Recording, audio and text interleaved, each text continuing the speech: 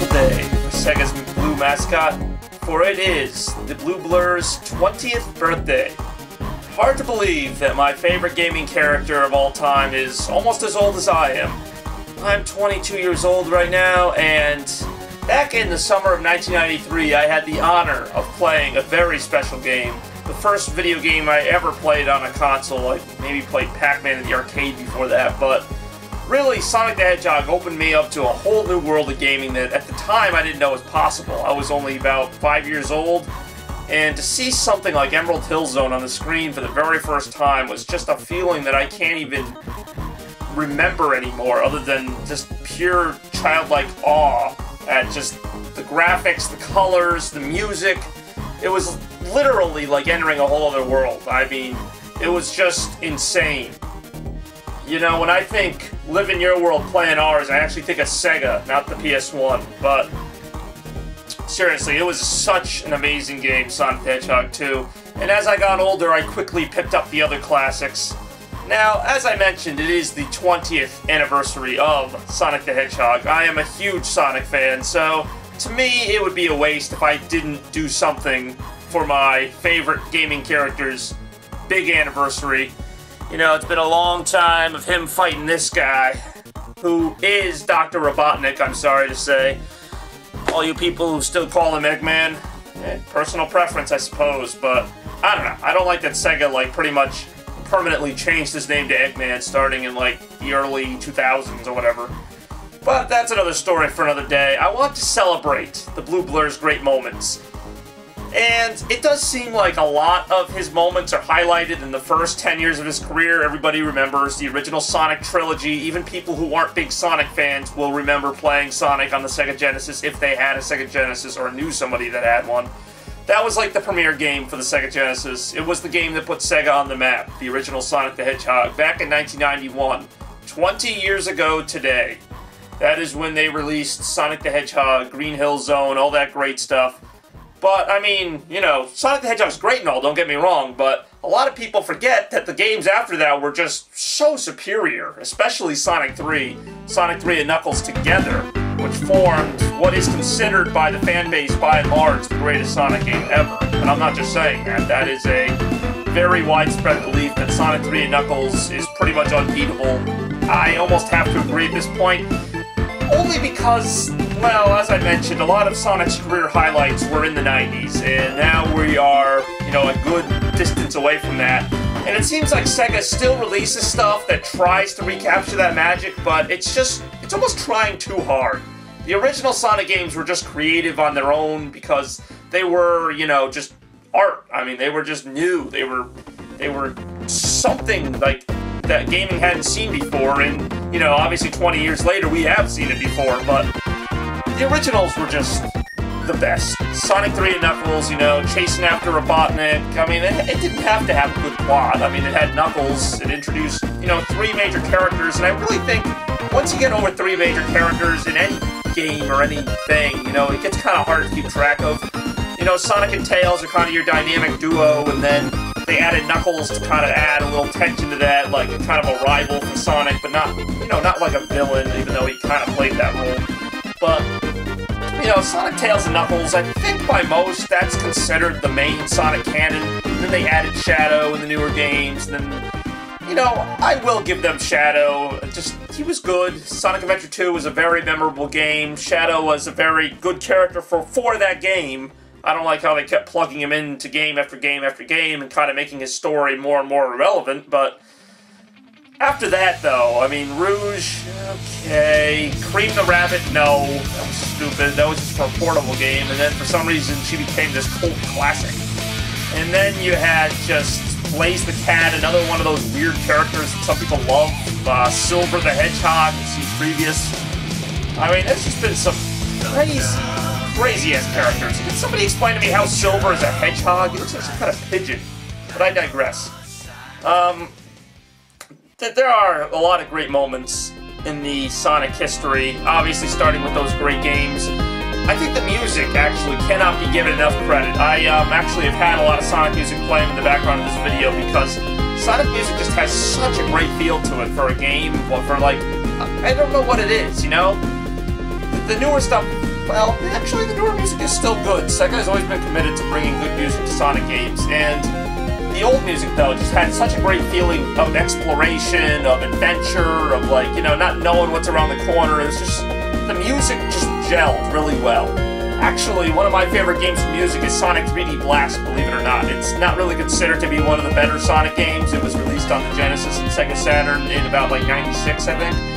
And it's not really considered to be a good playing Sonic game, but a lot of people would agree with me that the music is really kick-ass. Like, it's a different style, but it's still, you know, it puts you there in the moment. It makes the moments feel really intense, which is kind of ironic because the game was kind of set on this little checkerboard field, and it actually wasn't intense at all, but the music really got you into it, so maybe that was their strategy, and it kind of worked.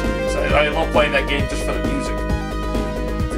I don't know, Sonic is like both like awesome and like intense at the same time, you know?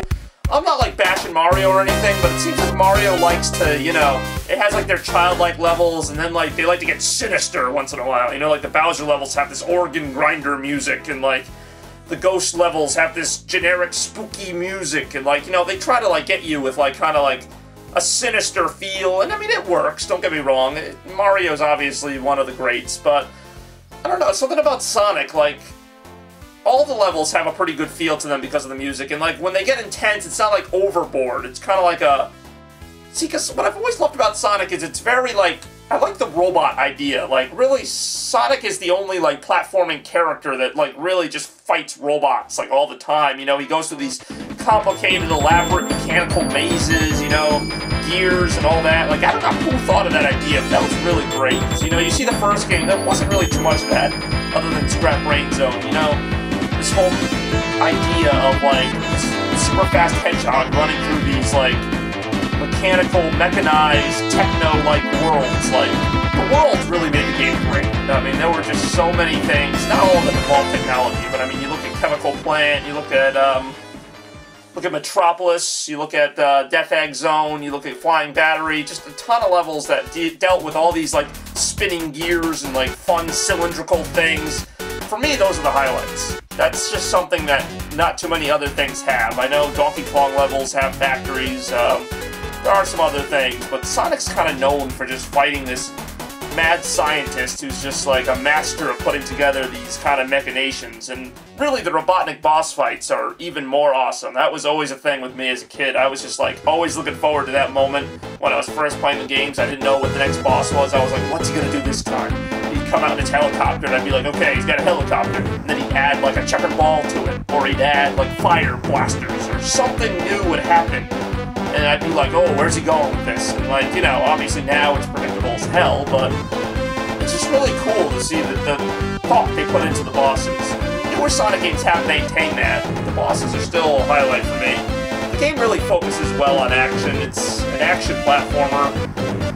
Now, the one thing I don't like is how a lot of people get tied up in the whole speed thing. Like, Sega now seems to think that the only highlight of the original Sonic games is going fast. So, you know, they've put a lot of that into their new games, like Sonic Unleashed going 300 miles an hour and just running through everything like it's not even there, blah, blah, blah.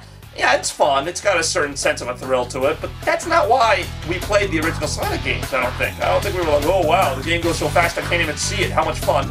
But, no. The game had a great sense of exploration. Sandopolis, Chemical Plant to an extent, Lava Reef. I mean, there were levels you couldn't be blazing through them because there were so many crushers and so many things you had to time properly that you couldn't just go 300 miles an hour through it. And that's what made those games fun, was the platforming, and yeah, the occasional loop-de-loop. I mean, usually the first couple levels were kind of a joke in that you could get through them in like a minute or two, but after that, you really had to focus. You know, Hydrocity, Marble Garden Zone, I mean, you really had to think those through. You couldn't just go, you know, balls to the wall all the time. Now, that said, you know, obviously, he's called Sonic for a reason, supersonic speeds, I understand that, but I'm just saying. I'm not going to say that the new Sonic games have been bad. I am going to address the second decade of his career. I have not left that out. Sonic's transition to 3D, I think, was actually very good at first. I think Sonic Adventure is one of my favorite games of all time still. The first time I played that on Dreamcast was kind of like the first time I played Sonic on Genesis. It was like just this new discovery of a character that I had already known. It was was great to experience it in 3D, you know? They really did a great job with that game. The jumping was great. There was nothing wrong with it. It was full 3D. None of this, like, 2D stuff sometimes. Like, I like the new 2D format. I'll get to that in a second. Sonic Adventure. Great game.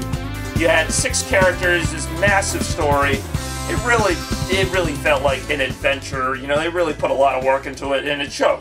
And Sonic Adventure 2, same thing. I actually kind of liked that they took out the adventure fields as much as I liked them in Sonic Adventure. I liked that Sonic Adventure 2 had more of a flow to it. You know, you went through level to level to level. I really liked that you got to play as Robotnik. I don't know why. That was like one of my favorite parts of that game, was getting to play as my archenemy. It was just fun. That was a great idea. That's an example where playable characters were used very well. As much as people might not like Rouge, you know, he played like Knuckles, so it really wasn't that bad. After that, though, you know, Sonic Heroes, the team gameplay, okay. You know, I liked the levels themselves. I kind of felt like the team gameplay wasn't really worth it.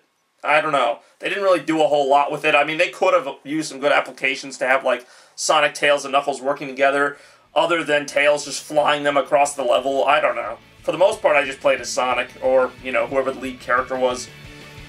Now, after that, it gets a little weird. A lot of Sonic fans will argue that the series went way downhill. I'm not in that school of thought quite as much as some people. I mean, I'm not saying I loved Shadow the Hedgehog. I'm not saying I loved Sonic 06.